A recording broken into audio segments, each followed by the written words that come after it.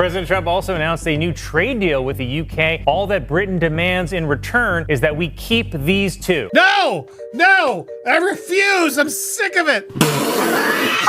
The moment Colin Jost stared into that Saturday Night Live camera and delivered his verdict on Prince Harry and Meghan Markle, something fundamental shifted in the American consciousness. This wasn't just another late-night joke. This was an execution. President Trump also announced a new trade deal with the UK. Jost said with that signature smirk, "All that Britain demands in return is that we keep these two." The audience erupted. The message was crystal clear. Even Britain doesn't want them back. But how did we get here? How did two people who arrived in America as sympathetic refugees from royal racism become the country's favorite punchline? The answer lies in a perfect storm of self-inflicted wounds, comedic brutality, and one absolutely cringe-worthy moment that revealed everything about who they really are. Turns out Prince Harry and Meghan Markle will still get paid millions of dollars for doing absolutely nothing. Saturday Night Live has always been America's unofficial court of public opinion, and when they turn on you, the rest of the country follows.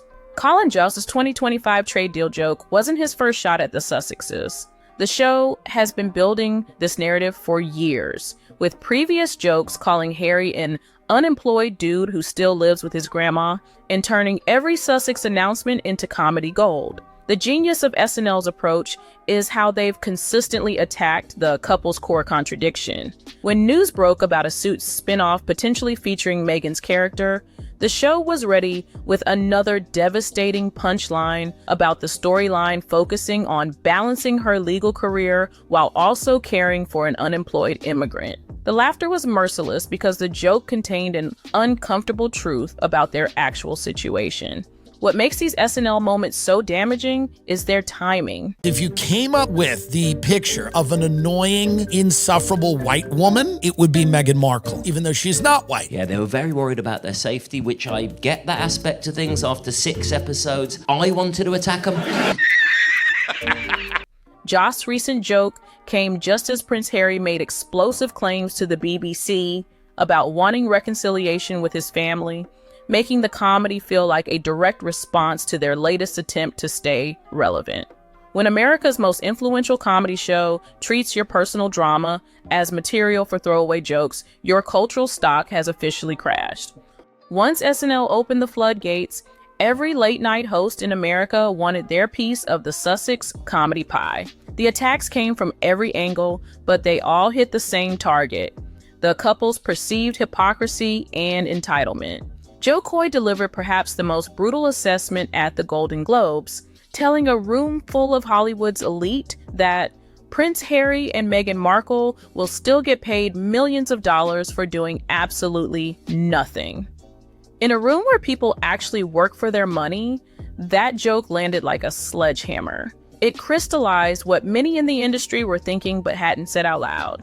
Jimmy Kimmel went after their victim narrative with surgical precision, pointing out the absurdity of their escape plan. Racism was a big part of their decision to leave, he noted, which, things were bad at Buckingham Palace if they came to America to get away from racism. Meghan Markle has finally revealed why she and Prince Harry call each other M and H. Mm-hmm. And he'll say M and you'll say H and your friends say M and it just is a thing. It's a thing. And do you both love it? Yes, and I like nicknames a lot. The logic was undeniable, and it made their entire Exodus story sound ridiculous. But Trevor Noah might have delivered the most personally devastating take of all. Rather than attacking their politics or their privilege, he imagined Meghan's inner voice during the royal courtship. She looked at Harry and she's like, "You need to get a job." That joke didn't just mock Harry's unemployment. It suggested that even his wife saw him as dead weight. The M&H nickname situation became a particular source of comedic gold. When Meghan revealed in an interview that she and Harry call each other M and H, Stephen Colbert couldn't resist turning their pet names into a punchline. What could it be? A mystery for the ages, he deadpanned, making their attempt at couple branding sound utterly ridiculous. While late-night TV hosts had to maintain some level of politeness, stand-up comedians faced no such restrictions. The attacks were personal, brutal, and absolutely relentless. Tim Dillon became their most vicious critic, turning Meghan into a case study of modern victimhood culture. What could it be? A mystery for the ages. I think it's just that she came to prominence at a time when there was a real cultural cachet to being a victim. And I thought it was a very funny way to be a victim, and she found a way to be a victim while living in a castle. His analysis cut to the bone because it highlighted the fundamental absurdity of their grievances. Dillon didn't stop there. He painted Meghan as condescending and out of touch, claiming she thinks we're all animals and that she's helping us with jam and honey. This wasn't just about her business ventures, it was about perceived attitude and arrogance that came through in their public appearances. But it was Chris Rock who delivered perhaps the most surgically precise takedown of their entire narrative. Rock has unquestionable credibility when discussing race in America. So when he spoke about their royal racism claims, people listened. I had no idea how racist they were. That's the royal family. They're the original racists. He seemed to agree with their premise, but then he completely destroyed their core complaint. They wanted to know how brown the baby was going to be. That's not racist. Even Black people want to know how brown the baby going to be. I had no idea how racist they were. It's the royal family. They're the original racists. That 1-2 punch was devastating. Rock managed to simultaneously acknowledge royal family racism while making Meghan's signature grievance sound completely normal and unremarkable. British comedian Simon Brodkin captured what many viewers experienced watching their documentary series.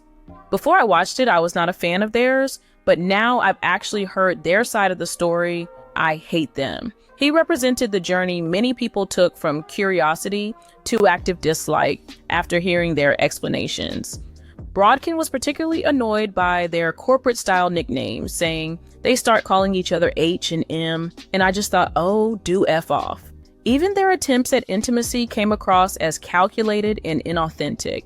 But perhaps most damaging was his mockery of their complaints about normal royal protocol. When Harry described the difficulty of explaining the curtsy requirement to an American girlfriend, Brodkin's response was withering. Maybe just tell her that your grandmother is the queen. The simplicity of the solution made their drama sound completely manufactured. When the comedians finished with them, the cartoonists moved in for the kill. No show was more savage than South Park, which dedicated an entire episode to their hypocrisy called the Worldwide Privacy Tour. The show portrayed cartoon versions of the couple flying around the world on a private jet and loudly demanding privacy through megaphones, perfectly capturing the public's view of their contradictory behavior. The visual gag of them screaming, "We want privacy," while doing a worldwide media tour was comedy perfection. President Trump also announced a new trade deal with the UK. All that Britain demands in return is that we keep these two. South Park didn't just mock their privacy claims, they went after Harry's journalism career pivot. The cartoon interviewer confronted the contradiction directly. So, you hate journalists, that's right, and now you wrote a book that reports on the lives of the royal family, right? So you're a journalist. The logic was inescapable, and it made Harry look completely oblivious to his own hypocrisy. The episode's most iconic moment came when the couple finally found the quiet, normal place they claimed to want, only to seem confused by the actual privacy they encountered. "It's so quiet and empty here," the cartoon Meghan complained. "If we moved here, then people would think we're really serious about wanting to be normal." The implication was clear. They never actually wanted privacy at all. Family Guy took a more direct approach, using them as shorthand for getting paid without working. "Sir, your millions from Netflix, for no one knows what, put it with the rest of them." The joke worked because it reflected a growing public perception that their deals were more about celebrity than substance. While all the scripted comedy was damaging, nothing compared to the self-inflicted wound that occurred during Prince Harry's 2023 interview with Stephen Colbert. This wasn't a joke written by a comedian. This was Harry revealing his true character in real time. During the interview, when Colbert jokingly mentioned editing out a particular moment, Harry responded with barely concealed irritation, very similar to this experience. Elon built electric cars, he's going to Mars. Why isn't he even involving himself with Twitter? It would be like if the Prince of England gave it all up just to marry an actor from Suits. The passive-aggressive jab at the interview process itself showed a man who was genuinely angry about being lightly teased. Body language experts noted that while Harry initially seemed confident and media-trained, his composure completely cracked when certain topics came up. The moment revealed someone with extremely thin skin who couldn't handle even gentle criticism. What made this moment so devastating was its authenticity. Unlike the comedy show attacks, this wasn't an interpretation or exaggeration. This was Harry, unfiltered, showing his true reaction to being challenged. Fans on social media immediately picked up on the ugliness beneath the surface, with one noting that is a man with no self-control or ability to handle the slightest criticism. The incident perfectly illustrated why comedians had such easy material to work with. Harry's reaction proved their point about his character better than any joke ever could. The comedy wasn't happening in a vacuum. Behind the jokes lay a series of very real scandals and controversies that gave the humor its bite. Royal experts revealed that approximately 20 employees have left Harry and Meghan's team since their 2020 move to California, with the departures being described as a bloodbath. In recent weeks alone, 4 staff members parted ways with the couple, suggesting ongoing workplace issues that contradict their public image as thoughtful employers. Their business ventures face serious credibility problems. Earlier today, Suits actress Meghan Markle married some unemployed dude who still lives with his grandma. Meghan's American Riviera Orchard brand was accused of plagiarism, with similarities noted to both Pamela Anderson's cooking show format and a Spanish municipal coat of arms. These weren't minor design coincidences. They suggested a pattern of appropriation that undermined claims of originality. Their Netflix deal is expected to wrap up in 2025, with their latest show, Polo, receiving scathing reviews and a 27% audience score on Rotten Tomatoes. The poor performance raised questions about their commercial viability outside of royal drama content. What makes Harry and Meghan such perfect comedic targets isn't their individual actions, but the massive contradictions that define their public persona. These aren't minor inconsistencies. They are fundamental conflicts that make every public statement sound absurd. They claim to want privacy while constantly appearing in media. They position themselves as victims while living in extraordinary luxury. They criticize media culture while building careers as media personalities. They express security concerns while traveling globally without apparent incident. Harry recently complained about constant rumors of divorce and house moves, saying, "Apparently we've bought or moved house 10-12 times. We've apparently divorced maybe 10-12 times as well." But these rumors exist precisely because of their contradictory public behavior. The comedy works because it reflects genuine public confusion about what they actually want. Their actions never align with their stated goals, creating a perfect storm of material for comedians who thrive on exposing hypocrisy. The brutal truth is that this comedic assault isn't random or unfair. It's a direct response to authentic public sentiment about two people who have consistently said one thing while doing another. It will focus on Meghan Markle's character's struggle to balance her legal career while also caring for an unemployed immigrant. The laughter you hear in all these clips isn't just about good jokes. It's the sound of an audience recognizing uncomfortable truths about celebrity, privilege, and authenticity. Colin Jost's recent SNL joke about Britain not wanting them back crystallized 5 years of growing American skepticism. The couple arrived as sympathetic figures escaping institutional racism, but they've transformed into symbols of everything people hate about modern celebrity culture. Victimhood combined with privilege, privacy demands paired with publicity seeking, and moral lectures delivered from positions of extreme comfort.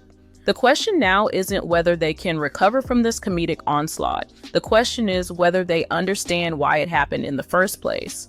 Until they address the fundamental contradictions that fuel the comedy, every public appearance will generate new material for the next generation of comedians. In the end, Harry and Meghan haven't just become comedy targets, they've become a cautionary tale about authenticity in the social media age. Their story proves that you can't demand respect while acting in ways that contradict your stated values. The court of public opinion, with comedians as its prosecutors, has delivered its verdict, guilty of being exactly who they appear to be. But what do you think about Colin Jost's brutal takedown in this whole comedic destruction of Harry and Meghan? Are these jokes justified responses to their contradictory behavior? Do you think they can recover from becoming America's favorite punchline? Or are they permanently stuck as comedy targets? Let me know your thoughts in the comments below.